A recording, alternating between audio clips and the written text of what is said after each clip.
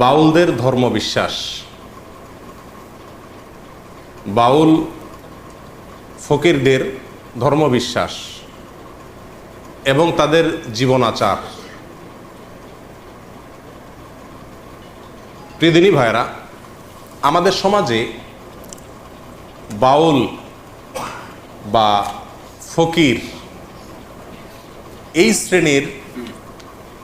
এই নামে এক শ্রেণীর লোক আছে। দেশের দক্ষিণাঞ্চলে এই বাউলদের পরিমাণ একটু বেশি হলেও বিভিন্ন এলাকাতেই বাউলদেরকে পাওয়া যায়। তো এই বাউলদের সম্পর্কে আমাদের অনেকের পরিপূর্ণ ধারণা নাই যে এদের ধর্ম আসলে কি, এরা কি মুসলিম কিনা। সাধারণত আমাদের সমাজের মানুষ জানে বাউলরা সবাই কি মুসলিম। শুধু মুসলিমই না, আমাদের সমাজের একটা বিশেষ শ্রেণী চেষ্টা করে এই বাউলদেরকে মুসলিমদের খুব আফার ক্লাসের একেবারে গোড়ার মুসলিম হিসাবে প্রমাণ করার। এবং সেজন্য আপনারা জানেন বাউলদের যে গানগুলো আছে, বাউল গান আছে না, এই বাউলদের গান কবিতাগুলোর মধ্যে প্রচুর পরিমাণ আরবি শব্দের ব্যবহার আছে। ইসলামের অনেক পরিভাষা সেখানে ব্যবহার করা হয়েছে। আর এটা দেখে আমরা অনেকেই তাদেরকে মুসলিম হিসাবে মনে করি। এবং শুধু মুসলিমই নয়, মুসলিমদের মধ্যে একেবারে আধ্যাত্মিক মুসলিম, আধ্যাত্মিক একেবারে মুসলিমদের মানে একেবারে গোড়ার গভীরের মুসলিম, এটা আমাদের সমাজের একটা শ্রেণীর লোক বাউলদেরকে মনে করেন। এবং শুধু তাই নয়, এই বাউলদেরকে মনে করা হয় এরা বিরাট বড় ওলি, এক একজন আল্লাহর অনেক বড় কি ওলি। বাউলদের মধ্যে সবচাইতে আলোচিত ব্যক্তি হলেন লালন শাহ। এই লালন শাহ যে তাকে যেখানে মাটি দেওয়া আছে কুষ্টিয়ার, এই জায়গাটাকে একসময় বলা হতো লালনের আখড়া। এরপরে ওই আখড়া না বলে ওটার নাম পরিবর্তন করে এখন বলা হচ্ছে ওইটাকে লালনের মাজার। কি বলা হয় এখন? মাজার, ইসলামী পরিভাষা। এবং এই আখড়ায় সর্বকালে গাঞ্জা টাঞ্জা খাওয়া হইতো। এখন দেশের অনেক মানুষ সেখানে মান্নত করে, সিন্নি দেয়, ইত্যাদি ইত্যাদি করে। প্রিয়দিনী ভাইরা, বিশেষ করে দক্ষিণাঞ্চলে কুষ্টিয়া, যশোর, মেহেরপুর, চুয়াডাঙ্গা, ঝিনাইদহ এই সমস্ত এলাকাতে একটু বেশি, অন্যান্য এলাকাতেও আছে। অনেক গ্রামাঞ্চলে মানুষ এই বাউল ফকির যারা, তাদের কাছে যায় বাচ্চা কাচ্চার অসুস্থ হলে, কোনো অসুবিধায় পড়লে তাদের কাছ থেকে বিভিন্ন পড়া টড়া নিয়ে আসে। যায় কি যায় না? শুধু তাই নয়, বাউলদের বিভিন্ন গানকে আমাদের দেশের বিভিন্ন পাঠ্যপুস্তকে বাচ্চাদেরকে পড়ানো হয়। সেখানে পাঠ্যপুস্তকের অন্তর্ভুক্ত করে বাচ্চাদেরকে পড়ানো হয় বাউল গান। তাহলে বাংলাদেশের বেশিরভাগ মানুষ বাউল না, বাউলদের বাউলগিরি সাধারণ মানুষের ভিতরে নাই। কিন্তু যে কোনোভাবে হোক সমাজে এটাকে মুসলমানদের একটা ধারা, মুসলমানদের একটা গ্রুপ হিসাবে সাব্যস্ত করার জন্য একটা শ্রেণী দীর্ঘদিন থেকে চেষ্টা করে আসছে। শুধু তাই নয়, আপনারা অনেকেই হয়তো জেনে থাকবেন ভারতের কলকাতার পশ্চিমবঙ্গের একজন বড় উপন্যাসিক সুনীল গঙ্গোপাধ্যায়, তিনি লালনকে কেন্দ্র করে লালনের জীবনের উপর একটা উপন্যাস লিখেছেন। সে উপন্যাসটার নাম হলো মনের মানুষ। এই মনের মানুষ উপন্যাসটা, এটার আলোকে এটাকে স্ক্রিপ্ট হিসাবে নিয়ে একটা সিনেমা তৈরি করা হয়েছে কয়েক বছর আগে। সিনেমার নামও কি? মনের মানুষ। এই সিনেমাটা, এই ফিল্মটা তৈরি করেছেন, এটার পরিচালনা করেছেন কলকাতার গৌতম ঘোষ। এবং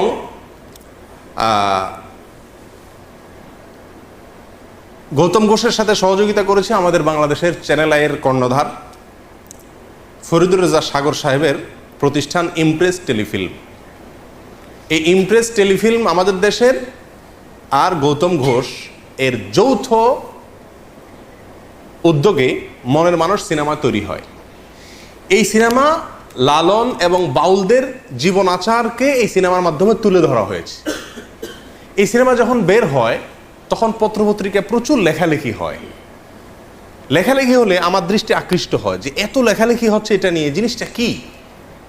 পরে আস্তে আস্তে দেখলাম যে এই সিনেমাটা এর কি এটা বোঝানোর জন্য একবার চ্যানেল আইয়ের জনপ্রিয় একটা অনুষ্ঠান টকশো তৃতীয় মাত্রায় এখানে আনা হয়েছে। ফরিদুর রেজা সাগর সাহেবের উপস্থাপনা অনুষ্ঠানটা চলছিল এবং সেখানে আপনার আলোচনা করার জন্য উপস্থিত হয়েছিলেন সম্ভবত গৌতম ঘোষ। তখন তিনি এই সিনেমা সম্পর্কে বলতে গিয়ে বলতেছেন যে এটা সাধারণ কোনো সিনেমা না। সিনেমা মানে হলো গান, প্রেম, পিরিত, আলটু ফালতু এই সমস্ত না, এটা সেরকম কিছু না। এটা নামে সিনেমা হলো, এটা ভিন্ন কিছু। কি এটা? তো তিনি বলতে বলতে একটা পর্যায়ে বললেন এটা সাধারণ কোনো ফিল্ম নয়, এটা একটা ধর্মগ্রন্থ। এটা একটা কি? ধর্মগ্রন্থ। কোরআন যেরকম একটা ধর্মগ্রন্থ, ইনজিল যেরকম একটা ধর্মগ্রন্থ, এই মনের মানুষ এটাও একটা কি? ধর্মগ্রন্থ। এবং এই সিনেমাকে কেন্দ্র করে এই কয়েকটা বেসরকারি চ্যানেলে বেশ কয়েকদিন ধরে কয়েকজন বাউলের মূল্যায়ন সাক্ষাৎকার প্রকাশ করছিল। সেখানে একেবারে প্রকাশ্যে আমি নিজের চোখে দেখেছি, প্রকাশ্যে একাধিক বাউল দাবি করছিলেন যে লালন হলেন মোহাম্মদ যেরকম আরবের নবী ছিলেন, লালন হলেন বাংলার নবী। এবং তার এই কথার সমর্থনে ওই মিডিয়ার রিপোর্টার বেশ অনেকগুলো যুক্তি খাড়া করছিলেন। ঘটনা এখানেই শেষ নয়। এরপরে দেখলাম যে পত্রিকাতে খুব গুরুত্বের সাথে প্রকাশ হলো যে এই সিনেমা দেখানো হয়েছে ভারতের প্রেসিডেন্ট তৎকালীন প্রতিভা পাতিলকে এবং তৎকালীন প্রেসিডেন্ট মনমোহন সিংকে। আচ্ছা, প্রেসিডেন্ট প্রধানমন্ত্রী একটা দেশের তাদের সিনেমা দেখার ফাও টাইম আছে নাকি? কিন্তু তাদেরকে দেখানো হয়েছে। এবং ভারতের আরও অনেক গুরুত্বপূর্ণ ব্যক্তিকে দেখানো হয়েছে। বাংলাদেশে এই সিনেমাটা বাংলাদেশের প্রেসিডেন্টকে দেখানো হয়েছে, প্রধানমন্ত্রীকে দেখানো হয়েছে। কাকরাইলে একটা সিনেমা হল রিজার্ভ করে ভাড়া করে সেখানে বাংলাদেশের সংসদের তৎকালীন স্পিকার অ্যাডভোকেট আব্দুল হামিদ এবং ৬০ জন বিশিষ্ট এমপিকে এই সিনেমা দেখানো হয়েছে। শুধু তাই নয়, বাংলাদেশ ক্রিকেট দলের সদস্যদেরকেও এই সিনেমা দেখানো হয়েছে। ব্যাপার কি আছে এই সিনেমায়, কি আছে এই ফিল্মে, এই সিনেমাতে, যে এটা সমস্ত গুরুত্বপূর্ণ ব্যক্তিকে দেখানো হচ্ছে। তখন আমি চিন্তা করলাম তো এটাতে তো কিছু আছে। তো আমি এই সিনেমাটা দেখার খুব চেষ্টা করতেছিলাম কোথায় দেখা যায়। পরে একদিন প্রচার হলো যে চ্যানেল আইতে এটা দেখানো হবে। তো দেখলাম, দেখতে বসলাম এবং আগাগোড়া পুরা সময় ব্যয় করে খাতা কলম নিয়ে বসে কি আছে এটাতে লেখার জন্য বসে গেলাম। এই সিনেমাটা মনের মানুষ, এই সিনেমাটা যখন বিভিন্ন হলে চলতেছে বাংলাদেশে, তখন চ্যানেল আইয়ের স্ক্রল নিউজে ওইটার প্রচার হতো যে কোথায় কোথায় চলতেছে, যাতে করে মানুষ কি করতে পারে, দেখতে পারে। তো এত দেখানোর জন্য খায় সেই সিনেমাটা, এটা তো অন্য কোনো বাণিজ্যিক সিনেমার মতো না, অস্বাভাবিক। যাই হোক, তো এই সিনেমা দেখার পরে যা বুঝলাম সেটা হলো যে আসলে বাংলাদেশের সাধারণ মানুষেরা মুসলিম। এই মুসলিমদেরকে ভিন্ন একটা ধর্মে দীক্ষিত করার একটা চেষ্টার অংশ হলো এই সিনেমা। কথা বুঝে আসছে প্রিয়দিনী ভাইরা? অনেকে হয়তো বলবেন যে বাউলদেরকে নিয়ে হঠাৎ করে বলার কারণ কি? এই কারণ হলো এগুলো, যে বাউলদেরকে নিয়ে কিছু মিডিয়া, কিছু বুদ্ধিজীবী, কিছু লোক আমাদের সমাজে এত বেশি মাতামাতি করছেন এবং তাদেরকে শুধু মুসলিম নয়, মুসলিমদের মধ্যে একেবারে আধ্যাত্মিক মুসলিম, মারেফতি মুসলিম যেটাকে বলে, এরকম মুসলিম হিসাবে তাদেরকে সমাজের সামনে সাব্যস্ত করার চেষ্টা করছেন। তখন চিন্তা করলাম যে বাউলদের সম্পর্কে কিছু ধারণা নেওয়া দরকার। তখন থেকে আমি টুকটাক বাউলদের সম্পর্কে পড়াশোনা শুরু করলাম এবং দীর্ঘ অনেক দিন পর্যন্ত ঘাটাঘাটি এবং পড়াশোনা শুরু করলাম। বাউলদের সম্পর্কে জানার জন্য আপনি বাংলাদেশে যারা বাউল নিয়ে গবেষণা করেন তাদের মধ্যে দুইটা বই খুব বেশি প্রসিদ্ধ এবং গ্রহণযোগ্য। তার একটা হলো বাংলাদেশের একজন স্বনামধন্য বুদ্ধিজীবী ছিলেন, বড় মাপের নাস্তিকদের অন্যতম ছিলেন, ঢাকা বিশ্ববিদ্যালয়ের প্রফেসর ছিলেন ডক্টর আহমদ শরীফ। নাম শুনছেন আপনারা? আহমদ শরীফ সাহেবের নাম শুনেন নাই? ওনার লেখা বই বাউল তত্ত্ব। আরেকটা বই লালন একাডেমির প্রতিষ্ঠাতা পরিচালক ডক্টর আনোয়ারুল করিম চৌধুরী, তার লেখা বই বাংলাদেশের বাউল সমাজ, সাহিত্য, সঙ্গীত। এই দুইটা বইতে বাউলদের সম্পর্কে সবচেয়ে বিস্তারিত তথ্য উপাত্ত আছে এবং এটা সবচেয়ে বেশি গ্রহণযোগ্য। কথা বুঝে আসছে? এই বইয়ের আলোকে আমরা আগে প্রথমে জেনে নেই বাউলদের পরিচয় কি, বাউল শব্দের অর্থই বা কি, বাউল এই শব্দ কোত্থেকে আসছে, এর অর্থ কি, এটা নিয়ে তিনটা মত, অনেক মত আছে, তার ভিতরে মোটামুটি তিনটা মত উল্লেখ করার মতো। এক, বাউল আসছে বাতুল থেকে। বাতুল মানে হলো পাগল। বাতুল মানে কি? পাগল। তো যারা বাউল হয় এরা পাগলই হয় মোটামুটি, না? তো এই জন্য এদেরকে এই বাতুল বলা হয় এদেরকে, এই বাউলদেরকে। এবং বাতুল থেকে পরবর্তীতে আস্তে আস্তে রূপান্তরিত হতে হতে হতে বাউলে এসে দাঁড়াইছে। ঠিকছে? কথা বুঝে আসছে? আচ্ছা, এটা একটা মত। আরেকটা মত অনুযায়ী বাউল এটা মূলত 17 শতকে আপনার এই বাউলদের যে পাগলামি আমরা এখন দেখতে পাচ্ছি এটা শুরু হয়। এটা শুরু যে করছে তার নাম হলো আউল চাঁদ।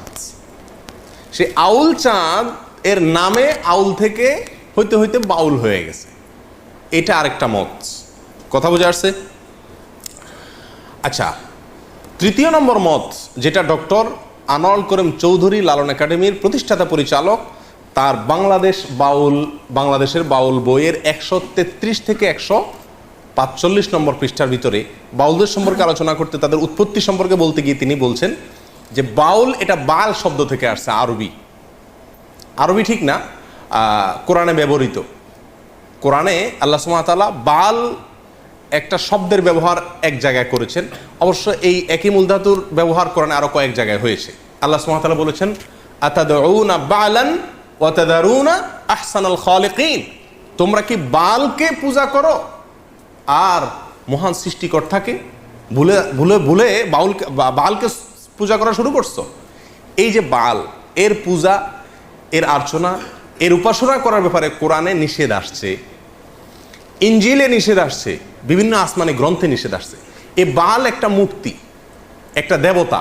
এই দেবতা সিরিয়া, ফিলিস্তিন এই অঞ্চলে, কারো মতে পারস্য এই অঞ্চলে এই দেবতার উপাসনা হতো হাজার হাজার বছর আগ ধরে। এবং কোরআনে ইনজিলে এই দেবতার উপাসনা করার ব্যাপারে ভৎসনা করা হয়েছে। এই বাল দেবতা সম্পর্কে এই বাংলাদেশের বাউল বইয়ে ডক্টর আনোয়ারুল করিম চৌধুরী লালন একাডেমির প্রতিষ্ঠাতা পরিচালক, বাউলদের সম্পর্কে যার কথা সবচেয়ে বেশি গ্রহণযোগ্য হয় তাদের মধ্যে একজন অন্যতম, তিনি বলেছেন যে মূলত যেই বাল মূর্তিকে পূজা করত সেই হাজার হাজার বছর আগে, ইসলামেরও আগের মুশরিকেরা, সেই বালটা ছিল প্রজনন দেবতা। কি ছিল এটা? প্রজনন দেবতা। বুঝেন তো? এই প্রজনন দেবতা হওয়ার কারণে বাউলদের যে কর্মকাণ্ড এগুলো সবগুলাই যৌনাচার কেন্দ্রিক ম্যাক্সিমাম। সেই জন্য ওই বাল মূর্তির নামানুসারে বাউল বলে এই বাউল ধর্মের লোকদেরকে বা বাউল দর্শন লোকদেরকে নামকরণ করা হয়েছে। কথা বুঝে আসছে? এই গেল বাউল শব্দের উৎপত্তি। সংক্ষেপে আমরা বাউলদের পরিচয় সম্পর্কে জানি।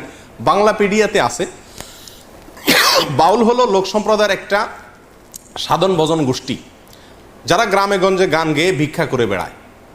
বাউলরা কোনো মসজিদেও যায় না, কোনো মন্দিরেও যায় না, কোনো ধর্মগ্রন্থে তাদের বিশ্বাস নাই। বাউলরা সাধারণত নারী পুরুষ মিলে যৌনাচার করে, এটাই হলো তাদের ধর্ম আর এটাই হলো তাদের সাধনা। এটা কার বক্তব্য? বাংলাপিডিয়ার বক্তব্য। শুধু বাংলাপিডিয়ার বক্তব্যই নয়, বাংলাদেশের বাউল বইতে আপনার একই কথা ডক্টর আহমদ শরীফের বইতে আরও স্পষ্ট করে একেবারে সরাসরি ডক্টর আহমদ শরীফের বইতে বলা আছে যে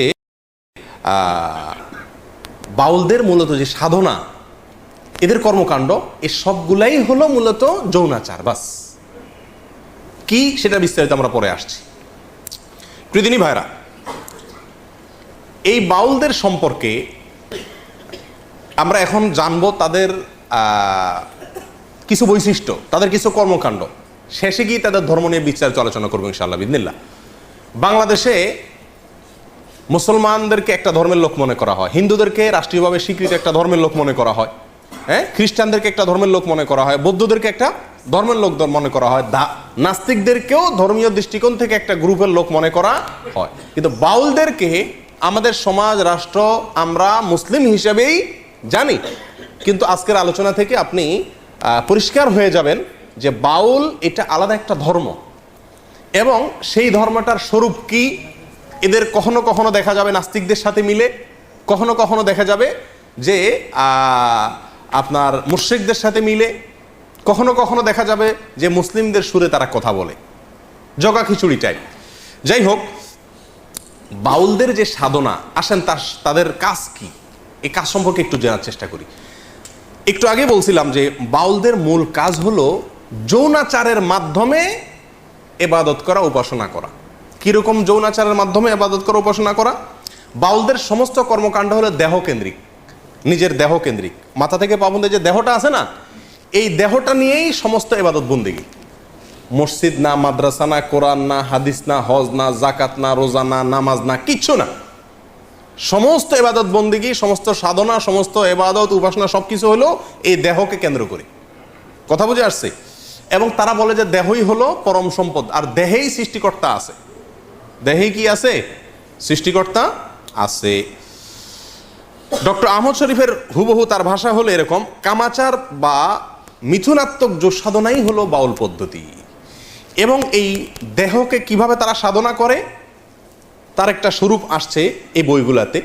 যেমন বাউলরা আপনার তাদের একাধিক সেবা দাসী থাকে, কম বয়সে মেয়ে থাকে, এবং প্রত্যেক বাউলদেরই কমপক্ষে একজন সাধন সঙ্গিনী থাকে, মহিলা, যার সঙ্গে বিয়ে হওয়া জরুরি না, আরেকজনের বউ হতে পারে।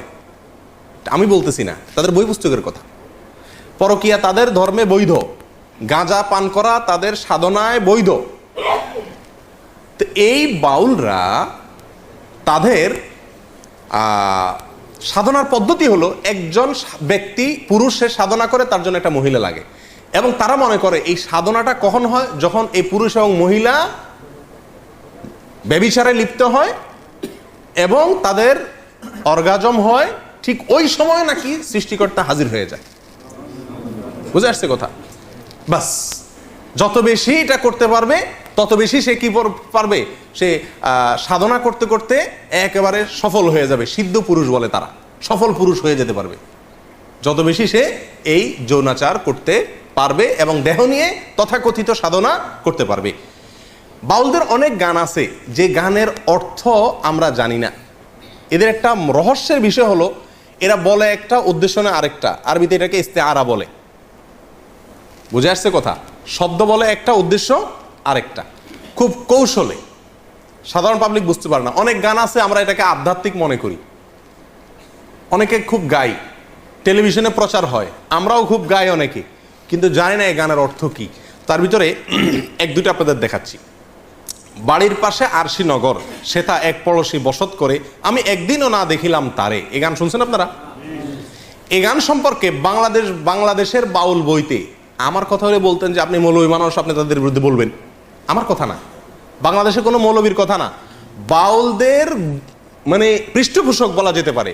লালন একাডেমির পরিচালক ডক্টর চৌধুরী তার বাংলাদেশের বাউল বইতে বলতেছেন যে এই গানটাকে আমাদের দেশে মানুষ অনেক উচ্চ মার্গের আধ্যাত্মিক গান মনে করলেও এই গানে যা বলা আছে সেটা নিছক যৌনতার বিভিন্ন কথাকে ইশারা ইঙ্গিতে বোঝানো হয়েছে। কথা আমার না, কথা ডক্টর চৌধুরীর। এবং 368 থেকে 369 নম্বর পৃষ্ঠায় এই গানের বিশ্লেষণ সেই বইতে আছে, কেউ দেখে নিতে পারে। আচ্ছা, লালনের আরো বহু গান আছে, মানে আমি প্রায় সবগুলো কবিতা পড়ার চেষ্টা করছি আজ অনেক দিন থেকে, প্রায় 1.5 বছর থেকে চেষ্টা করতেছি নিয়ে পড়াশোনা করতে। তো যতগুলো গান আমার চোখে পড়ছে, যতগুলো কবিতা চোখে পড়ছে, তার বেশিরভাগ কবিতার সারমর্ম হলো যৌনতা, কিভাবে যৌনতা করবে, কিভাবে সাধন করবে, এইগুলা পদ্ধতি বাস। আরেকটা কবিতা শুনেন, আমি কি সন্ধানে যাই সেখানে, মনের মানুষ যেখানে, আধার গড়ে জ্বলছে বাতি দিবারাতি নাই সেখানে, যেতে পথে কাম নদীতে। যারা বাংলা বুঝেন তাদেরকে ব্যাখ্যা করার দরকার নাই, কাম শব্দের অর্থ জানেন আপনারা শুদ্ধ বাংলায়? যেতে পথে কাম নদীতে, পাড়ি দিতে ত্রিবেণে, কত ধনির ধারা যাচ্ছে মারা, পইড়ে নদীর তোর তুফানে। রসিক যারা চতুর তারাই নদীর ধারা চিনে, উজান্তরি যাচ্ছে বে তারাই স্বরূপ সাধন জানে। মনে হয় যে নদীর ঢেউটা বলা হচ্ছে, জি না। বিশ্বাস করেন এমন কিছু ব্যাখ্যা আছে এই সমস্ত গানের যেগুলো আমি আপনাদের সামনে খুলে বলতে পারবো না, আপনাদেরকে বুঝে নিতে হবে। আরেকটা গান আছে খুব জনপ্রিয়, আফসোসের বিষয়, বাংলাদেশের ক্লাস 9-এর শিক্ষার্থীদেরকে পড়ানো হয় সিলেবাসের অন্তর্ভুক্ত। এই গানটা আমরা অনেকেই জানি এবং বলি নিজেরা। সেটা কি? সময় গেলে সাধন হবে না। এই গানটা জানেন আপনারা? শুনছেন এই গানটা? সময় গেলে সাধন হবে না। এই গানটার অর্থ ব্যাখ্যা এত নোংরা, এত নিকৃষ্ট, বিশ্বাস করেন যদি সেটা বলতে যাই তো মানে সোজা কথা আমাকে চরম নির্লজ্জ হতে হবে, এটা আমার দ্বারা সম্ভব না, আমি খুলে আপনাকে বলতে পারবো না এই গানের পুরো ব্যাখ্যা, তবে কিছু ইঙ্গিত দিব। শুনেন পুরো গানটা শুনেন, কবিতাটা শুনেন। সময় গেলে সাধন হবে না, দিন থাকিতে দিনের সাধন কেন করলে না, জানো না মন খালে বিলে মিন থাকে না জল শুকালে, কি হয় তারে বাদল দিলে শুকনা নদীর মোহনা, অসময়ে কৃষি করে মিশামিশি খেটে মরে, গাছ যদি হয় বীজের জোরে তবুও ফল তো ধরে না। এই গানের খোলাসা কথা আমি আপনাদেরকে বলি। বলা হচ্ছে যারা বাউল, যারা ফকির, যারা সাধনা করবে এদেরকে বলা হচ্ছে, আরে বেটা দিন থাকতে দিনের সাধন করলি না, সময় থাকলে সাধন করতে হবে, সময় চলে গেলে সাধন করে লাভ হবে না। সময়টা কি? মেয়েদের ঋতুস্রাব, এর আগের সময়টাকে বোঝানো হচ্ছে।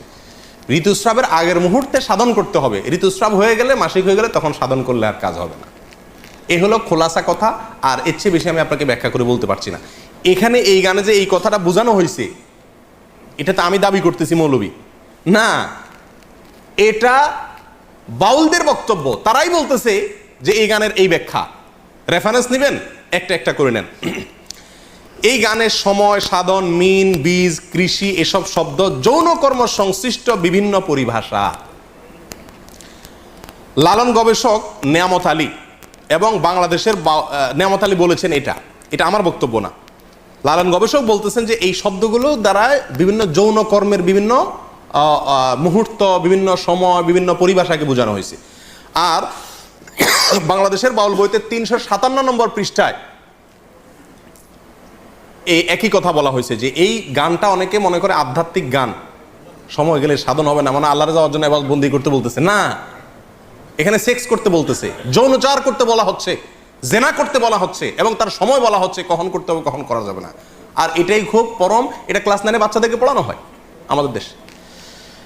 এবং বাউল লালন পরিভাষা নামে একটা বই আছে, এই বইয়ের 80 নম্বর পৃষ্ঠায় এই গানের একই ব্যাখ্যা করা হয়েছে যে এটা পুরাটা যৌনতার কথা, কিন্তু আমরা সাধারণ মানুষ হয়তো জানিও না। আসেন সামনে। বাউল সাধনা সম্পর্কে আমাকে মাফ করবেন, এমন কিছু কর্মকাণ্ড তাদের আছে যেগুলো আমি না বললে আপনারা বুঝবেন না, বলতে হবে, আমাকে একটু বেহায়া হতে হবে। আমাদের দেশে মানুষ জানে না, অনেকে, ম্যাক্সিমাম লোক। আমি ব্যক্তিগতভাবে লালনের আখড়া থেকে নিয়ে ফকিরদের বিভিন্ন আখড়া ঘুরে ঘুরে দেখেছি। আমি নিজের অভিজ্ঞতার কথা আপনাদের কাছে চাপিয়ে দিতে যাব না, তাদের বই পুস্তকের আলোকে বলবো। আমি জানার জন্য তাদের বিভিন্ন আখড়া আখড়া ঘুরেছি। এইবার দেশে গিয়ে আমি কুষ্টিয়াতে গেছি, আমার উদ্দেশ্য ছিল লালনের আখড়া যাওয়া, দেখা সেখানে, এবং শুধু শোনা কথা বা পড়া কথারও বিশ্বাস না করে নিজে চোখে দেখা। তাদের আখড়া যদি কেউ যেয়ে থাকেন, ফকিরদের তারা তথাকথিত জিকির করে যেগুলোতে, এগুলোতে আপনারা দেখবেন পুরুষের সাথে একজন নারী লাগে, অন্ধকার হইতে হয়, এবং গাঁজা তো প্রয়োজনই হয়, এবং বাকি কি কাজগুলো হয় সেগুলো বই থেকে শুনেন, আমার অভিজ্ঞতা থেকে না শুনে। দেখুন, বাউল ধর্মে পরকীয়া প্রেম জায়েজ আছে। আল্লাহর কসম, আমি নিজে যাচাই করে যশোরের এক গ্রামে গিয়ে সন্ধান পাইছি যে এখানে, এমনি অন্য কাজে গেছি, পরে শুনছি যে এখানে আপনার ফকিরদের আখড়া আছে। তো আমি দেখতে গেছি, একদিন না কয়েকদিন। পরে জানতে পারছি যে এক মহিলা আছে, তার স্বামীও আছে, কিন্তু সবাই জানে এই মহিলা সারাদিনই জেনা করে তার ওই সাধন সঙ্গীর সাথে, বাউলদের সাথে। এবং কোনো কোনো মহিলার তো সংসার শেষ, আবার অনেক পুরুষও করে যারা বাউল। এটা তাদের ধর্মের গুরুত্বপূর্ণ কাজ, জেনা করা। সারাদিন জেনাটাই ইবাদত বাস। এবং জেনার মানে মূল মুহূর্ত যেটা, সেই মুহূর্তেই নাকি স্রষ্টা হাজির হয়ে যায়। প্রিয়দিনী ভাইরা, বাউলরা মনে করে, আপনারা হয়তো অনেকে প্রথম শুনছেন, শুনে রাখেন, বাউলদের দৃষ্টিতে মানুষের শরীরের বিভিন্ন রোগবালাই ভালো হওয়ার জন্য একটা বিরাট বড় ওষুধ হলো মেয়েদের রস পান করা। রস বুঝেন কি? না, রজ বলতে দুইটা জিনিস। এক হলো কুমারী মেয়ের প্রথম মাসিকের রক্ত, আরেকটা হলো পুরুষদের যেরকম উত্তেজনার কারণে বীর্য বের হয়, মেয়েদের যে পদার্থটা আসে এটাকে রজ বলে। এই রজ, এটা পান করলে কোনো রোগ বালাই আর শরীরে থাকে না, এটা বাউলদের বিশ্বাস। আরো শুনবেন, তারা বলে রোগ থেকে মুক্ত হওয়ার জন্য, বিভিন্ন রোগ থেকে, বড় বালা মুসিবত, অসুখ বিসুখ থেকে ভালো হওয়ার জন্য নিজের মুখ এবং মেয়েদের স্তনের দুধ পান করলে রোগ ভালো হয়। আরো শুনবেন, তারা বলে সমস্ত রোগ থেকে সর্বরোগের ঔষধ একসাথে যদি পাইতে চান তাহলে কি করতে হবে? মল, মূত্র, রজ এবং বীর্য, মল, মূত্র, রজ এবং বীর্য, এগুলো সবগুলা মিক্স করে একটা ঔষধ বানায় তারা, নাম হলো প্রেম ভাজা। ওষুধের নাম কি? প্রেম ভাজা। এটা খাইলে আর কোনো রোগ থাকে না। প্রিয়দিনী ভাইরা, আপনারা অনেকে হয়তো বলবেন যে এগুলা গল্প আর কি। আপনি আল্লাহি বাস্তবতা খবর নিয়ে দেখেন। আর খবর নেওয়ার দরকার না, আমি আপনাকে বই পুস্তক থেকে বলছি, তাদের বই পুস্তক থেকে, তাদের ধর্মগ্রন্থ থেকে, তাদের ধর্মীয়, তাদের আচার এবং তাদের সংস্কৃতি, কালচার, এই সংক্রান্ত যে সমস্ত বই পুস্তক আমাদের সমাজে প্রতিষ্ঠিত, গ্রহণযোগ্য, অথেন্টিক, এই সমস্ত বই পুস্তকে লেখা আছে। তার ভিতরে বাংলাদেশে বাউল বইয়ের 350 থেকে 382 নম্বর পৃষ্ঠায় এই কথাগুলো উল্লেখ আছে। কথা বুঝে আসছে ভাই? আমাদের দেশে অনেক মানুষ না জেনে এই ফকিরদের কাছে চিকিৎসার জন্য যায়। ছেলেবেলে অসুখ হলে যায় না, কি ওষুধ দেয় এটা ওই শয়তান জানে, আর শয়তানকে যে এই শয়তানই শিখাইছে সেই শয়তান হয়তো জানে, আল্লাহ সুবহানাহু ওয়া তাআলা জানেন, আমরা অনেকে জানিও না। আমাদের দেশের নাস্তিকরা বাউলদেরকে খুব পছন্দ করে, একটা মজার বিষয়। কারা পছন্দ করে? নাস্তিকরা কোনো ধর্মকে পছন্দ করে না, কিন্তু বাউলদেরকে খুব পছন্দ করে। ডক্টর আহমদ শরীফ নাস্তিকদের গুরু, বাউলদের নিয়ে বই লিখছেন এবং বিরাট বিশ্লেষণ করেছেন, তাদের ঐতিহ্য তুলে ধরেছেন। শুধু তাই নয়, বাংলাদেশের যারা নাস্তিক, সেকুলার, এরা সবসময় বাউলদেরকে প্রমোট করে। লালনের আখড়ায় 50 জন গাঁজা খাইছে, এটাকে সমস্ত মিডিয়া বা অনেক মিডিয়াতে খুব ফলাও করে প্রকাশ করে, আজকে লালনের এখানে ওরস হইতেছে, ওরস, গাঁজা খাইছে। লক্ষ লক্ষ মানুষের মাহফিল হয়, লক্ষ লক্ষ মানুষের ভালো কোনো কাজ হয়, সেটা কোনো মিডিয়াতে প্রচার করে না। কিন্তু ওই আখড়ায় গাঁজা খাইছে কয়েকটা, সেটারে সারাদিন টেলিভিশন নিউজে বলে। কেন নাস্তিকরা এত পছন্দ করে কেন? এর কারণ হলো এই বাউলদের, তাদের যে কর্মকাণ্ডগুলোর খোলাসা কথা কয়েকটা পয়েন্ট। নাম্বার 1 যেটা বললাম, দেহ নিয়ে সাধনা। দেহ নিয়ে সাধনা মানে যৌনতা, সোজা বাংলা। নাম্বার 2, আপনার যত নোংরা, বিষ্ঠা, নাপাক পৃথিবীর কোন ধর্মের মানুষরা যেগুলোকে পাক মনে করে না, হালাল মনে করে না, এই সমস্ত জিনিসগুলোকেও তারা শুধু হালাল আর পাকই না, এগুলা বিরাট ঔষধ মনে করে। লালনদের, বাউলদের একটা গ্রুপ আছে যাদেরকে বলা হয় নেড়ার ফকির। কি বলা হয়? নেড়ার ফকির। নেড়ার ফকির, নেড়ার ফকির মানে বুঝেন? নেড়ার ফকির মানে হলো, নেড়া শব্দের অর্থ হলো যার কোনো ঘর সংসার নাই। নেড়ার ফকির মানে যাদের কোনো কি নাই, ঘর সংসার। ম্যাক্সিমাম বাউলদের কোনো বিয়ে হয় না, এরা বিয়েতে বিশ্বাস করে না। সাধারণ সঙ্গিনী হইলেই হলো, যে কারোর বউ হইলেই হলো, বিয়ের দরকার হয় না, এবং তারা বিয়ে করে না। তাদের মূল কথা হলো ইসলাম পালন করার জন্য মক্কাতে যাওয়ার দরকার নাই, মদিনা যাওয়ার দরকার নাই, আল্লাহ রাসূল সব এই দেহের ভিতরে আছে, শুধু দেহ নিয়ে সারাদিন পড়ে থাকলে চলবে। ধর্মীয় যত কর্মকাণ্ড, আচার অনুষ্ঠান, আমল, ইবাদতের কথা কোরআন সুন্নাহয় বলা আছে, এর কিচ্ছুর দরকার নাই। এগুলা সবগুলা নাউজুবিল্লাহ মানুষের বানানো। তাহলে কি করতে হবে? শুধু সারাদিন এই দেহ নিয়ে পড়ে থাকতে হবে, ঘর সংসার বাদ দিয়া মাতলামি করতে হবে, ভিক্ষা করে বেড়াইতে হবে, বাস তাহলেই স্রষ্টাকে পাওয়া যাবে। এর ভিতরেই স্রষ্টা আছে, মানুষই স্রষ্টা অন্য কথা বলতে গেলে। এ হলো বাউল ধর্মের খোলাসা কথা। নাস্তিকরা যেহেতু বাংলাদেশে মানুষের ধর্মীয় আচার, মসজিদ, মাদ্রাসা সহ্য করে না, এরাও একই। এই জন্য নাস্তিকরা এদেরকে খুব কি করে, পছন্দ করে। বাউলদের ধর্মে, বাউলদের বিশ্বাসে বৈরাগ্যতার বিরাট বড় অবস্থান। নবী সাল্লাল্লাহু আলাইহি ওয়াসাল্লাম বলেছেন, লা রুহবানিয়াতা ফিল ইসলাম, ইসলামে কোনো বৈরাগ্যতা নাই। আল্লাহ সুবহানাহু ওয়া তাআলা কোরআনে কারিমে বৈরাগ্যতা, যে বৈরাগ্যতাকে আগের যুগের বিভিন্ন জাতিরা নিজেদের ধর্মীয় কাজের অংশ বানিয়ে নিয়েছিল, আল্লাহ সুবহানাহু ওয়া তাআলা তাদের সমালোচনা করেছেন। রুহবানিয়াতান নিবতাদাউহা মা কাতাবাল্লাহু লাহু। এই রুহবানিয়াত বা বৈরাগ্যতা, সংসার বাদ দিয়া ওই বৌদ্ধদের মতো এক কালার একটা কাপড় পরে, লম্বা চুল রেখে, গোসল নাই, পরিষ্কার নাই, নোংরা, আবর্জনা, ময়লা, এই অবস্থায় সময় পার করা, পাগলামি ছাগলামি করা, এটাই হলো জীবন। এটাই বলে বৈরাগ্যতা। এই বৈরাগ্যতা আপনার বাউলদের গুরুত্বপূর্ণ একটা আপনার তাদের গুরুত্বপূর্ণ একটা কালচার হলো কি থাকা, বৈরাগী হয়ে থাকা। কি থাকা? তারা কোনো সমাজের সাথে মিশতে চায় না। বাউলদের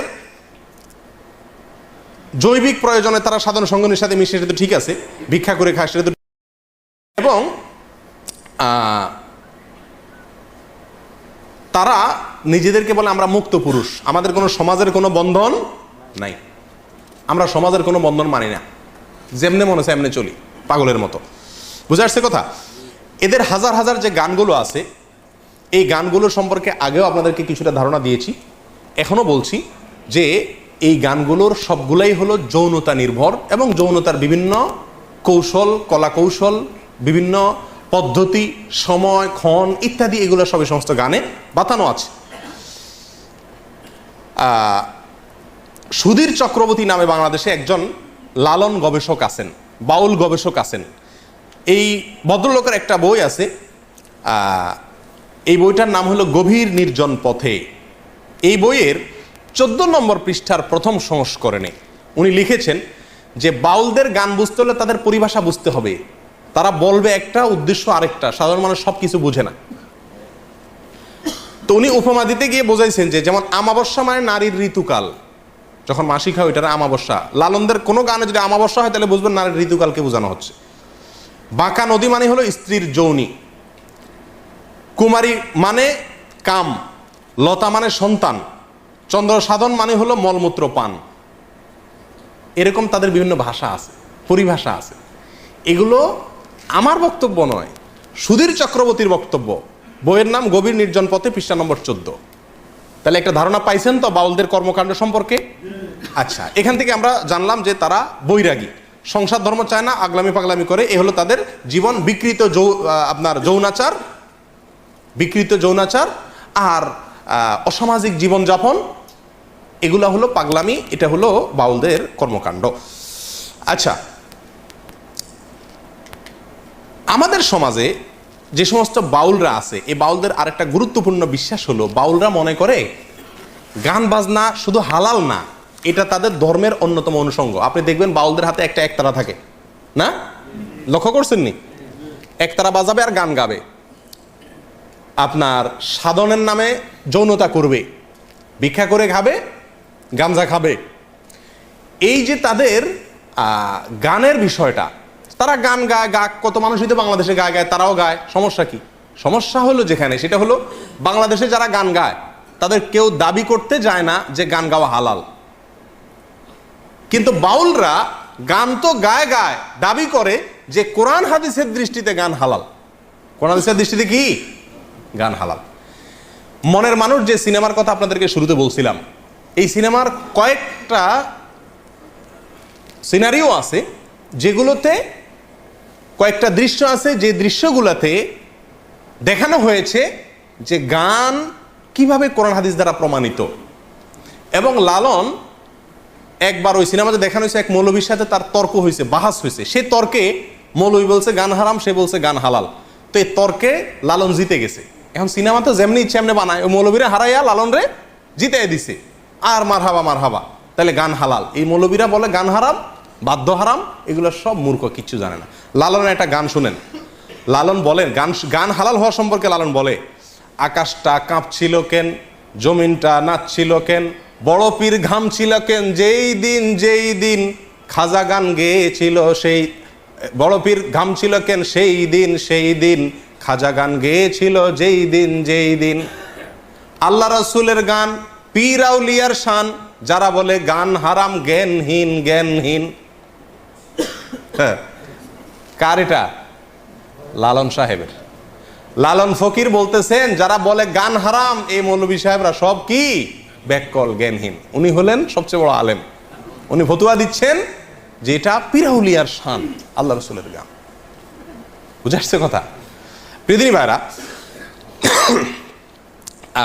এরা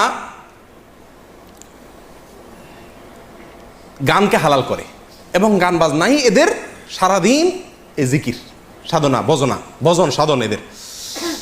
আচ্ছা, এবার আসেন এদের সম্পর্কে আরেকটু ধারণা নেই আমরা, তাদের ধর্ম সম্পর্কে। এবার গোড়ায় চলে যায় ডাইরেক্ট, তাদের ধর্ম সম্পর্কে। লালনদের ধর্ম আসলে কি, বা এই বাউলদের ধর্ম আসলে কি? বলছিলাম আগেই, এদেরকে মুসলিম হিসাবে সাব্যস্ত করার একটা অপচেষ্টা চালানো হয় এবং আমার দেশে মনে করে লালনরা, ফকিররা এরা শুধু মুসলিম না, এরা আধ্যাত্মিক ক্লাসের মুসলিম, মারেফতি মুসলিম, আর বাকিদেরকে বলে এরা শরীয়তের মুসলিম। তারা হলো কিসের মুসলিম? মারেফতের। তলে তলে মুসলমান, উর্ফে কিছু নেই, সব ভিতরে ভিতরে এদের মুসলমান, সব কি ভিতরে। আমার এক ওস্তাদ ছিলেন খুলনাতে, তিনি একবার বলেন যে আমি একবার রাস্তা দিয়ে যাচ্ছি, তো দেখি এক ন্যাংটা এক বেড়া, এই বাউল, লম্বা লম্বা চুল, পাগল, এর পিছে মানুষ ঘুরতেছে। তো আমি বললাম যে ভাই, তোমাদের কি মাথা নষ্ট হয়েছে? এই ন্যাংটা বেড়ার পিছে ঘোরার মানেটা কি? এটা বেহায়া একটা পাগল, এর পিছে ঘোরার কি যুক্তি তোমাদের? এই বুঝি তোমাদের ধর্ম? আল্লাহ তোমাদের আকল বুদ্ধি কিছু দেয় নাই। তো লোকজন বলতেছিল আমার উস্তাদকে, বলে যে আরে হুজুর, এভাবে বলিয়েন না, কার ভিতরে কি আছে বলা যায় না, কার ভিতরে কি আছে বলা যায় না। আমার উস্তাদ বলতেছেন যে আমি তখন বললাম, আরে বেটা পাগল, ওর ভিতরে যা ছিল সেটাও বাইর করে দিছে, কি আর থাকবে? যা একটু ছিল, কিছু তো নাই ওর ভিতরে, যা একটু ছিল সেটুকু বাইর করে দিছে, তুই ভিতরে কি আছে আর? কত নম্বরের পাগল? প্রিয়দিনী ভাইরা, এ হলো এদের জীবন আচার। এবার আসেন তাদের ধর্ম নিয়ে। দেখুন, তারা পাগলামি করে করুক, তারা মাতলামি করে করুক, তারা গাঞ্জা খায় খাক, তারা জেনা করে করুক, তারা গান বাজনাকেই ধর্ম মনে করে করুক, তারা আরো কিছু করুক, শুধু বীর্জনা পেশাব পায়খানা সারাদিন খাক, আমার কিছু আসে যায় না। আমার আসে যায় তখন যখন তারা এই কাজগুলোকে ইসলামের নামে করে এবং সমাজে জোরপূর্বক চাপিয়ে দেওয়ার চেষ্টা করা হয়, এটাকে ইসলাম হিসাবে সাব্যস্ত করার চেষ্টা করা হয়। প্রিয়দিনী ভাইরা, এদের ধর্ম সম্পর্কে অনেকেরই ধারণা নাই। আমি আগেই বলছি, আমরা অনেকে মুসলমান মনে করি। লালনের নিজের মুখেই শুনেন। আমরা সাধারণ মানুষ না জানলে কি হবে, যারা পণ্ডিত তারা ঠিকই জানে, নাস্তিকরা ঠিকই জানে যে লালনের ধর্ম কি ছিল, লালনের নিজের ধর্ম কি ছিল, এবং আপনার কি জানি বলে, তার নিজের ধর্মের পরিচয় কি, এটা সম্পর্কে সে কিছুটা চালাকি করছে। মুনাফিকের মতো, মুনাফিক যেরকম বলতে চায় না তার ধর্ম কি, লালনও তার কোনো জায়গাতে স্পষ্ট করে বলে না যে আমি নাস্তিক, আমি মুসলমান, আমি হিন্দু, এরকম কখনো সে বলে না। ঘুরায় ফিরায় বলে। তার গান শুনলে, তার কবিতা শুনলে আপনি বুঝবেন সে কত চালাকি করার চেষ্টা করে, ঘুরায় ফিরায় বলতেছে। আচ্ছা, যাই হোক, লালন অনেক বড় মাপের কবি ছিলেন, সেই জায়গা থেকে আমি তাকে সম্মান করি। তিনি অনেক বড়, তার কবিতা বাংলা ভাষার জন্য অনেক বড় কিছু, ঠিক আছে, সব ঠিক আছে, কিন্তু ধর্ম নিয়ে যখন তিনি কথা বলছেন এবং ধর্মের নামে ইসলামের কোরআন এবং হাদিসকে এত নিকৃষ্টভাবে বিকৃত করেছেন, যত নিকৃষ্টভাবে আর কেউ বিকৃত করে নাই, তখন তার সেই বিকৃতিগুলো আমাদের ধরে দেওয়া দরকার আছে কি নাই? প্রিয়দিনী ভাইরা, তার ধর্মের খোলাসা হলো তারা বলে এ আপনার দেহের ভিতরেই সৃষ্টিকর্তা, আপনার দেহের ভিতরেই কি সৃষ্টিকর্তা। তার এক গানে মনসুর হাল্লাজের যে আনাল হক, আমি খোদা, আমি আল্লাহ, এই যে দাবি করছে মনসুর হাল্লাজ, আলেমরা তাকে মৃত্যুদণ্ডের নির্দেশ দিচ্ছেন, তার মৃত্যুদণ্ড হয়ে গেছে এই কুফরি কালামের কারণে। সেই কুফরি কালামটাই বিশ্বাস করে লালন। এবং একটা গান আছে বাউলদের, আপনারা জানেন, একবার আপনারে চিনিতে পারিলে রে যাবে অচেনারে চেনা, একবার আপনারে চিনিতে পারিলে রে যাবে অচেনারে চেনা, মানে নিজেরে চিন, তাহলে অচেনারে অর্থাৎ আল্লাহরে চিনে যাবে। আল্লাহ, তুই নিজেরে চিনলে আল্লাহরে পেয়ে যাবি।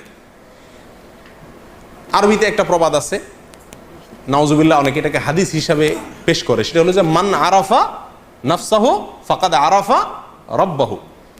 ওইটারই বাংলা অর্থ হলো এই কুফরি কালাম, অর্থাৎ যে ব্যক্তি নিজেকে চিনবে, সে আল্লাহকে চিনে ফেলবে। এই কথা শুনতে ভালো শোনা যায়, কিন্তু উদ্দেশ্য হলো ওই নিজের ভিতরেই আল্লাহ আছে, বাইরে কোথাও যাওয়ার দরকার নাই। আচ্ছা যাই হোক, এবার লালন নিজের যে কবিতার মাধ্যমে তার ধর্মের পরিচয় দিছে, আসেন তার মুখেই শুনি। সব লোকে কয় লালন কি জাত সংসারে, লালন বলে জাতের কি রূপ দেখলাম না এই নজরে। কেউ মালায় কেউ তসবি গলায়, হিন্দুরা মালায়, মুসলমানরা তসবি গলায়, কেউ মালায় কেউ তসবি গলায়, তাতেই যে জাত ভিন্ন বলায়। যাওয়া কিংবা আসার বেলায় জাতের চিহ্ন রয় কার রে। যদি সুন্নত দিলে হয় মুসলমান, নারীর তবে কি হয় বিধান। বামন চিনে পৈতা প্রমাণ, বামনি চিনে কিসে রে। লালন এমনই এক জাত, লালন এমনই জাত এক খানা। কি বুঝলেন? সে বলতে চাচ্ছে, এই গানের কবিতার খোলাসা কথা হলো যে মানুষ জাতের কথা কয়, কিসের জাত, কিসের ধর্ম আবার এই সমস্ত। আচ্ছা, সুন্নত দিলে মুসলমানই করাইলে, খাতনা করলে যদি মুসলমান হয়, তাহলে মহিলা যে খাতনা হয় না, হে কেমনে মুসলমান হয়? বামন, হিন্দুদের বামনের পৈতা লাগালে যদি কি হয়, সে বামন হয়। তা বামনই যে হের তো পৈতা লাগায় না, তাহলে হে কেমনে হিন্দু হয়? এগুলো কোনো কথা হলো নাকি? জাতের কথা কয়, আমি তো জাত তো কোনোদিন দেখলাম না, বুঝলাম না, এটা কোন ধরনের? লালন এমন এক জাত যে এর কিচ্ছু না। কথা বুঝতে পারছেন? এটার অর্থ হতে পারে তিনি নাস্তিক, তথাকথিত মানবতাবাদী। যাই হোক, তার আরেকটা গান শোনেন, কবিতা। কালী কৃষ্ণ গড খোদা, কোনো নামে নাহি বাধা। কালী কৃষ্ণ গড খোদা, কারণ সবই তো নিজে, নাম যাই দেন দেন, সমস্যা নেই। কালী বললেও ঠিক আছে, কৃষ্ণও ঠিক আছে, গডও ঠিক আছে, খোদাও ঠিক আছে, কোনো নামে নাহি বাধা। মন কালী কৃষ্ণ গড খোদা বলো রে। মন রে বলতেছে, ও মন, তুই কালীও বল, কৃষ্ণ বল, গডও বল, খোদাও বল। কথা বুঝতে পারছেন? এ হলো বাউলদের ধর্ম। আচ্ছা, এরা কোনোদিন মসজিদে যায় না। ইতিহাসে কোনোদিন কোনো বাউলকে আপনারা ভুলেও কোনো মসজিদে, কোনো মন্দিরেও যায় না, মন্দিরেও যায় না। বরং প্রাতিষ্ঠানিক ধর্মাচরণের বিরুদ্ধে এরা সবসময় সোচ্চার। এরা বলে যে কোনো মসজিদ, মাদ্রাসা, কোরআন, হাদিস কিচ্ছু দরকার নাই, শুধু আইসা সারাদিন একতারা বাজাও বা লালনের গান গাও, যৌনতা করো, ভিক্ষা করো, গাঞ্জা খাও, এক কালার কাপড় পরে পাগলামি করো, ব্যাস তুমি সিদ্ধ পুরুষ হয়ে যাবা, তথাকথিত দেহনিয়া সাধনা করো। প্রিয় বন্ধুরা, তারা বলে, বাউলরা বলে যে কোনো তীর্থস্থানে যাইতে হবে না। এই যে আমরা মক্কায় আসি না, এটার বিরুদ্ধে লালন কবিতা লিখছে। মক্কা আসার দরকার নেই, মদিনা যাওয়ার দরকার নেই, সব মক্কা মদিনা কোথায় আছে? এই নিজের ভিতরে আছে। বুঝে আসছে কথা? দেখেন সে কি বলে। আছে আদি মক্কা এই মানব দেহে, আছে আদি মক্কা, আদি মক্কা মানে পুরান মক্কা, আসল মক্কা এই মানব দেহেই বলে কি আছে। আছে আদি মক্কা এই মানব দেহে, দেখলো না রে মন ভে। কেউ একটু এই মক্কাটা দেখলো না, সবাই কেন ওই মক্কায় ছুড়ে। হ্যাঁ, আছে আদি মক্কা এই মানব দেহে, দেখলো না রে মন ভে। দেশ দেশান্তরে দৌড়ে এবার, মরিস কেন হাঁফিয়ে, এত কষ্ট করে কেন মক্কা যাস? 10 দুয়ারি মানুষ মক্কা, গুরুপদে ডুবে দেখগা। ধাক্কা সামলায় ফকির লালন বলে, সে যে গুপ্ত মক্কা, আদি ইমাম সেই মেয়ে। কথা বুঝছেন তো? সব মক্কা কোথায় আছে? ভিতরে আছে, এই দুনিয়া ঘুরে ওখানে যাওয়ার একটা অনর্থক, লালন বলে। আচ্ছা, নাউজুবিল্লাহ, প্রত্যেক মানুষই সৃষ্টিকর্তা, প্রত্যেক মানুষই আল্লাহ, এটা তার ওই আনাল হক যে জিন্দিগি বক্তব্য, সেই বক্তব্য তার কবিতায় আসছে। দেখেন, মনসুর হাল্লাজের আনাল হক যে আছে, আমি সত্য, এটাকেই তারা বিশ্বাস করে। চণ্ডীদাসের একটা কবিতা আছে, আপনারা অনেকে জানেন, সবার উপরে মানুষ সত্য, তাহার উপরে নেই। সবার উপরে মানুষ সত্য, তার। আমরা বলি লা ইলাহা ইল্লাল্লাহ, মানে কি? আল্লাহ ছাড়া কোনো সত্য মাবুদ নাই। পৃথিবীতে সত্য যদি থাকে, আল্লাহর অস্তিত্বের উপরে কোনো সত্য আর নাই। সবচেয়ে বড় মহাসত্য হলো আল্লাহর অস্তিত্ব, না? আর এরা বলতেছে সবার উপরে মানুষ সত্য, তাহার উপরে নাই। এসব গজল, এ সমস্ত গান, কবিতা অনেক সময় আমরা মজা করে বলি, জানি না এটার অর্থ কি। সবার উপরে মানুষ সত্য, তাহার উপরে নাই, অর্থাৎ কি আল্লাহ, গড, ইয়া, এক এক ধর্ম মানুষ এক একটা বলে, নাউজুবিল্লাহ, এগুলো সবই বাতিল, কোনোটারই অস্তিত্ব নেই। আসলে হলো মানুষের অস্তিত্ব, মানুষই খোদা, মানুষই আল্লাহ, মানুষই মক্কা, মানুষই সব, ব্যাস, মানুষের সৃষ্টিকর্তা, নাউজুবিল্লাহ। এবং এই মানুষই যে সৃষ্টিকর্তা, এর সপক্ষে দেখেন কবিতা আছে লালনের, ও যার আপন খবর আপনার হয় না, একবার আপনারে চিনিতে পারিলে রে, যাবে অচেনারে চেনা, যাবে অচেনারে চেনা। লালনের গান, কবিতা। অর্থাৎ আপনারা চিনলেই অচেনারে চেনা যাবে, অর্থাৎ ওই সৃষ্টিকর্তা চেনা যাবে। আপনার ভিতরে, নিজের ভিতরে কি আছে? সৃষ্টিকর্তা আছে। যেই রূপের সাই বিরাজ করে দেহ ভুবনে, গুরুর দয়া যারে হয় সেই জানে। উপর নিচে সারি সারি 9.5 দরজা তারি, লালন কয় যেতে পারি কোন দরজা খুলে ঘরে। হ্যাঁ, এটা একটা যৌনতার গান। 9.5 দরজা বলতে মেয়েদের শরীরের 7টা অঙ্গকে বোঝানো হয়েছে। আমার বক্তব্য নয়, যে বইগুলো বলছি এই বইগুলোর বক্তব্য। কোরআন সুন্নাহ নিয়ে সন্দেহ, কোরআন নিয়ে সন্দেহ। লালনের কোরআন নিয়ে গান শুনেন আপনারা, মুসলমান মনে করেন, আধ্যাত্মিক পুরুষ মনে করেন, মারিফতের প্রাণ পুরুষ মনে করেন, সেখানে মাজার মনে করেন, সেখানে গিয়ে সিন্নি দেন, মান্নত করেন, তাকে মুসলমানদের একেবারে গোড়ার মুসলমান মনে করেন, খাঁটি ধার্মিক মনে করেন। কোরআন সম্পর্কে কি বলে সে দেখেন তার কবিতায়। সে বলে, কি কালাম পাঠালেন আমার সাই দয়াময়, এক এক দেশের এক এক ভাষা কয় খোদা পাঠায়, এক যুগে পাঠায় কালাম অন্য যুগে হয় কেন হারাম। এমনি দেখি ভিন্ন তামাম ভিন্ন দেখা যায়, যদি একই খোদার হয় রচনা। এই অংশ ভালো করে শুনেন, যদি একই খোদার হয় রচনা তাতে তো ভিন্ন থাকে না, মানুষের সকল রচনা তাতেই তো ভিন্ন হয়। নাউজুবিল্লাহ। কথা বুঝছেন? এই গানের কথা বুঝছেন? কি বুঝাতে চাইছে? বলে যে যুগে যুগে এক এক নবীর কাছে এক এক আসমানি কিতাব আসছে না, একটাতে হালাল বলা হয়েছে, আরেকটাতে বলা হয়েছে কি হারাম। তো সে বলতে চাচ্ছে যদি এক আল্লাহই পাঠাবে তাহলে সবগুলা কি হবে? একরকম হবে। একটাতে এক যুগে হালাল, আরেক যুগে হারাম কেন হয়? কথা বুঝছেন? কত বড় মূর্খ একজন ডাক্তারও তো এক রুগীরে এক ওষুধ দেয়, আবার চেঞ্জ করে দেয়। এই ওষুধ কয়দিন চলবে, এরপরে অন্য ওষুধ খাইতে হবে। ডাক্তার জানে সময় অনুযায়ী পরিবর্তন হয়। আল্লাহ সুবহানাহু ওয়া তাআলা এক এক যুগে এক এক বিধান দিয়েছেন। লিকুল্লিন শিরআতুম মিনহাজা, প্রত্যেক নবীকে আল্লাহ তাআলা কি দিয়েছেন? আলাদা আলাদা শরীয়ত দিয়েছেন। সে বলতেছে এক এক নবীর এক এক বিধান কেন? যদি আল্লাহর হতো তাহলে তো ভিন্ন হতো না। এই জন্য সে বলতেছে আপনার যদি একই খোদার হয় রচনা তাতে তো ভিন্ন থাকে না, মানুষের সকল রচনা তাই তো ভিন্ন হয়। এগুলো সব মানুষের লেখা। নাউজুবিল্লাহ। এই কোরআন এটা বলে কার লেখা? মানুষের বানানো। এক এক দেশের এক এক বাণী, পাঠান কিসায় গুণমণি, মানুষের রচিত জানে লালন ফকির কয়। এই শয়তান বলে এগুলো সব কার রচনা? মানুষের রচনা। আর সে বলে মুসলমান না, শুধু মারেফতের বিরাট উচ্চাঙ্গের আউলিয়া পীর। হ্যাঁ, আল্লাহুল মুস্তাআন। আচ্ছা, তার আরেক গানের ভিতরে দেখা যায় সে বলছে যে আল্লাহ এবং রাসূল এক, আল্লাহ রসুল আলাদা কিছু না। নাউজুবিল্লাহ। এটা আমাদের দেশে অনেক মাজারিরাও বলে। আল্লাহকে বুঝে তোমার অপর লীলা, আল্লাহ কে বুঝে তোমার অপর লীলা, কে বুঝে তোমার অপার লীলে, তুমি আপনি আল্লাহ ডাকো আল্লাহ, তুমি নুরি ছিলে ডিম্ব অবতরী, সাকারে সৃজন পড়লে ত্রিভুবন, আকারে চমৎকার ভাব দেখালে, নিরাকার নিগম ধ্বনি, তাও তো সত্য সবাই জানি, তুমি আগমের ফুল নিগমের রাসূল, আদমের ধরে জান হইলে, আত্মতত্ত্ব জানে যারা, সায়ের নিগুড় লীলা দেখছে তারা, নিরঞ্জন অকৈথ্য সাধন, লালন খুঁজে বেড়ায় বন জঙ্গলে। পুরা গানের খোলাসা কথা হইল, আল্লাহ একবার আকার ধরে নবীর সুরত ধরে আসে দুনিয়াতে, আবার নিরাকার হয়ে যায়, আবার আদমের ঘাড়ে মানুষ হয়ে আদমের রূপ ধরে আল্লাহ আসে। অর্থাৎ এরাই আল্লাহ। নাউজুবিল্লাহ। আলাদা কিছু নেই। কথা বুঝে আসছে? এরপর আরেকটা গানের 2 লাইন শুনেন মাত্র। সেখানে সে বলতেছে, কেন জিজ্ঞাসিলে খোদার কথা দেখায় আসমানে, কেন জিজ্ঞাসিলে খোদার কথা দেখায় আসমানে, আসেন কোথায় স্বর্গপুরে কেউ নাহি সন্ধান জানে। আল্লাহর কথা বললে কয় আসমানে আছে, আর রহমান আল্লাহর সিস্তাওয়া। আল্লাহর কথা বললে বলে আসমানে আছে সবাই। বলে যে কেউ আজ পর্যন্ত দেখছে, কেউ জানছে নাই, সব ভুয়া। নাউজুবিল্লাহ। এই হলো বাউলের ধর্ম। নবীদের সম্পর্কে ধারণা দেখেন, নবীদের সম্পর্কে তারা কি বলে? নবী না চিনিলে সে কি খোদার ভেদ পায়, চিনিতে বলেছেন খোদে সেই দয়াময়, কোন নবী হইল অফাত, কোন নবী বান্দার হায়াত। কোন নবী মারা গেছে, কোন নবী মারা যায় না, জীবিত আছে এখনো। বুঝছেন?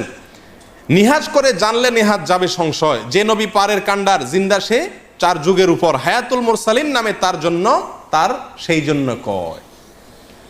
যে নবী আজ সঙ্গে তোরে চিনে মন তার দাওনা ধরো, লালন বলে পরের কারো সাথ যদি রয়, নবী না মানে যারা মুআহেদ কাফের তারা, সেই মুআহেদ দায়মাল হবে বেহিসাব দোজখে যাবে, আবার তারা খালাস পাবে, লালন কয় মোর কি হয় জানি।